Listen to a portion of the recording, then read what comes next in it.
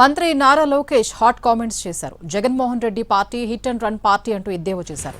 YCP కార్యకర్త సింగరయ్య తలపై Jaganmohan Reddy car ఎక్కించారని ఆరోపించారు. ఆయన మాజీ మంత్రి సీదిరి అప్పలరాజు కుమారుడు యాక్సిడెంట్ చేయడంతో ఒకరు మరణించారని తెలిపారు. ఆ కేసు నుంచి తన కొడుకును తప్పించడానికి మాజీ మంత్రి ప్రయత్నించాడన్నారు. సొంత బాబాయిని జగన్మోహన్ రెడ్డి చంపించాడని ఆరోపించారు మంత్రి నారా లోకేష్. మోహన్ రెడ్డి గారి party hit and run party అని పేరు పెట్టచ్చు. ఎందుకంటే ఆయన సొంత కార్యకర్తని గుద్ది అతని తల కారు టైర్ కింద పడిన తొక్కుంటూ పోయి ఆగను కూడా ఆగల. ఆనాడు కానీ జగన్మోహన్ రెడ్డి అనే వ్యక్తి ఆగుంటే ఆ వ్యక్తి బతికేవారు. సింగయ్య అనే వ్యక్తి బతికేవారు. ఈరోజు సవాన్ తీసుకుని రోడ్ పక్కన పడేసి పారిపోయాడు. నిజంగానే చిత్తశుద్ధి ఉంటే ఎందుకు కోర్టుకు వెళ్ళాడు? ఆయన కోర్టుకు వెళ్ళి ఎందుకు స్టే తీసుకొచ్చుకున్నాడు ఇన్వెస్టిగేషన్ పైన? ఎంత అన్యాయమో చూడండి.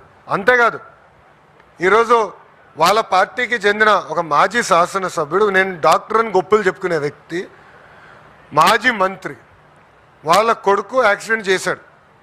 18 సంవత్సరాలు. Is a major, is not a minor. 18 సంవత్సరాలు కుర్రోడు యాక్సిడెంట్ చేశాడు. యాక్సిడెంట్ చేసిన తర్వాత ఏం చేయాలి? బాబు ఆ క్షణంలో భయం ఉండుండొచ్చు. ఏం చేస్తాడు? ఇంటికి వస్తాడు. అప్పుడు తల్లిదండ్రులపైన ఉన్న బాధ్యత ఏంటి?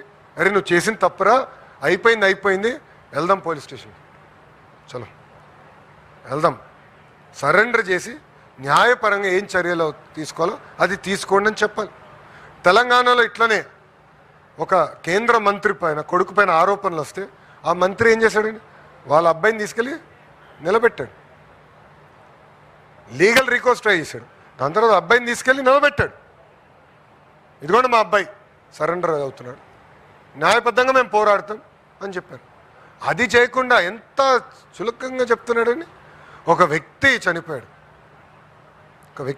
దాంట్లో కుటుంబం ఉంటుంది, తల్లిదండ్రులు ఉంటారు, భార్య ఉంటుంది, పిల్లలు ఉంటారు.